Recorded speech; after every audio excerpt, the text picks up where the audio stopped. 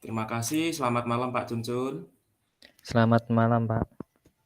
Terima kasih Pak Cuncun, mohon maaf mengganggu, waktu istirahatnya. Alhamdulillah kita berjumpa kembali Pak Cuncun. Saya punya sedikit permasalahan pembelajaran Pak.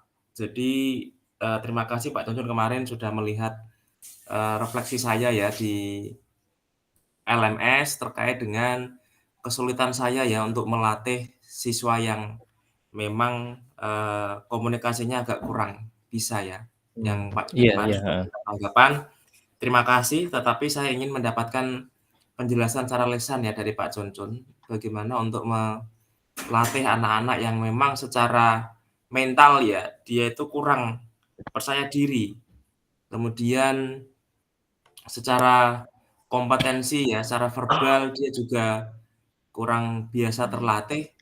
Mungkin Pak Cuncun punya tips-tipsnya atau pengalaman yang bisa dibagi ke saya, Pak. Silakan, Pak. Ya, ini sebenarnya pengalaman pribadi sih, Pak. Dari pengalaman saya sendiri, itu kalau untuk melatih bicara, apa namanya, siswa, itu memang harus, berkesinambungan atau mungkin secara rutin. Jadi ketika siswa itu dihadapkan pada masalah dia harus tampil di depan, publik, itu perlu yang namanya latihan terus-menerus. Jadi tidak bisa langsung saat itu juga, terus nanti berjeda panjang, itu nanti membuat tingkat percaya diri siswa juga tidak naik signifikan, bahkan terkesan, istilahnya ogah-ogahan atau malas gitu kan, biasanya seperti itu.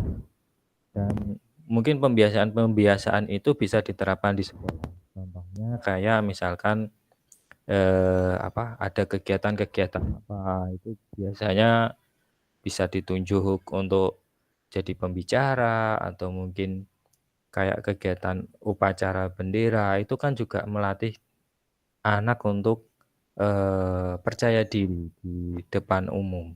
Itu salah satu contoh yang memang benar-benar, apa ini, berdampak yang sangat signifikan. Kalau saya pribadi ya, saya pribadi dulu pernah zaman saya, sekolah dulu, saya termasuk orangnya memang jarang banyak bicara sih di depan umum, tapi lambat laun saya latih, kemudian di depan, siswa saya latih, ya alhamdulillah ada banyak perkembangan dari diri saya sendiri.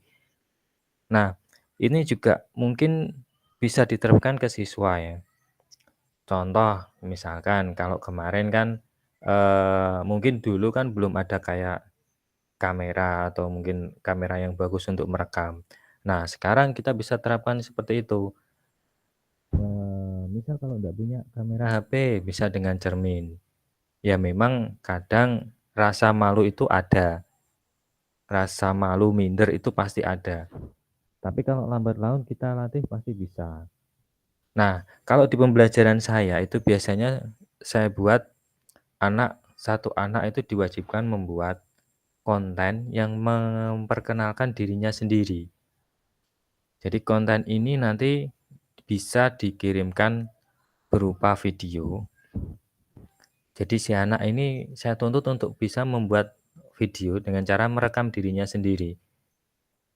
Nah, merekam dirinya sendiri, kemudian nanti hasilnya dikirim ke saya. Nah, dampak yang, apa namanya, yang lumayan signifikan, anak mulai berani, berani dalam hal tampil di depan kamera. Cuma terkadang memang ada beberapa siswa yang, tidak mengumpulkan. Nah, dari tidak mengumpulkan itu kita kasih efek jera. Misalkan, eee, tidak diberikan nilainya sebelum tugasnya selesai, atau misalkan kalau tugas tidak selesai dia tidak bisa mengikuti ujian tengah semester dan seterusnya lah. Itu nanti kan, apa ya, kondisional dengan guru masing-masing, ya seperti itu.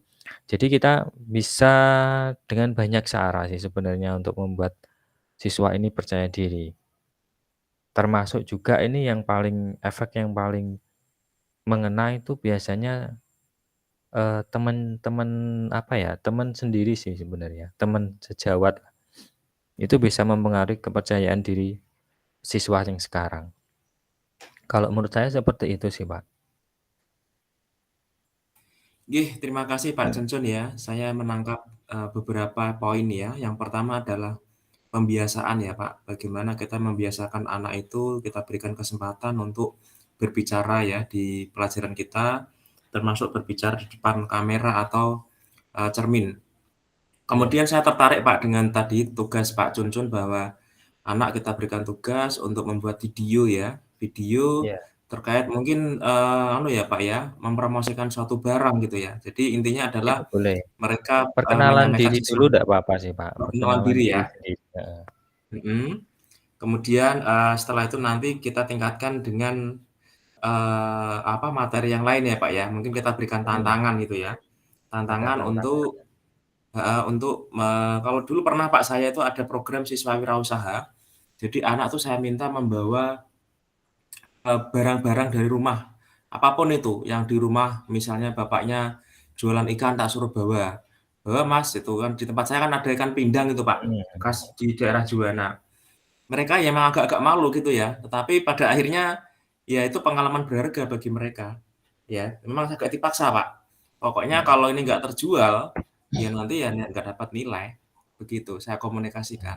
Tapi lama itu Pak, zaman dulu ya, tahun iya, heeh, 2020 Pak ya, jadi sudah beberapa tahun ini tidak saya, aktifkan lagi karena memang saya tidak jadi guru kewirausahaan. Saya dulu pernah Pak jadi guru kewirausahaan PKK, sekarang mmm, ngajar informatika. Mungkin nanti akan saya sesuaikan ya, Pak, ya, untuk promosinya, kemarin saya lihat di TikTok, di YouTube, Pak, ya, sekarang itu mhm, iya, toko-toko iya. offline sepi ya, Pak, sekarang mainnya adalah toko online. Toko Jadi, online, toko online. menawarkan barang di, medsos gitu ya, Pak, ya. Mungkin nanti saya akan Iya coba bentuk betul. media pembelajaran yang melatih anak untuk, ini, Pak, apa, mampu menawarkan produk atau jasa.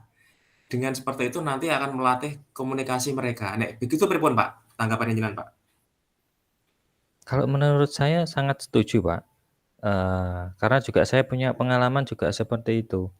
Jadi saya juga pernah mengajar di PKK, itu anak-anak, selain untuk, mereka berwirausaha, membuat usaha kecil-kecilan, kemudian dipasarkan, itu pertama kali saya suruh masarkan ke ini, ke guru-gurunya masing-masing untuk Iya, menjadi istilahnya tester gitu.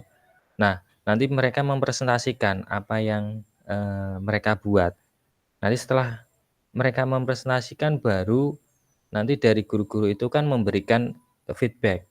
Dari feedback itu, kalau misalkan feedback-nya positif, yang membangun atau yang bagus mengenai produk itu, nah nanti baru dipasarkan ke luar melalui media sosial. iya, Jadi dulu pernah tak terapkan seperti itu sih, Pak, kalau waktu zaman masih mengajar PKK. iya. Jadi sebetulnya begini, Pak, saya tuh ada kekhawatiran sebetulnya dalam diri saya. Ini kan sebetulnya, menurut saya agak berat ya dengan, apa, permasalahan ini. Karena apa? Ini tadi yang Jenengan sampaikan itu betul, ini harus melakukan proses, Pak, ya. Proses yang tidak, apa, singkat. Singkat.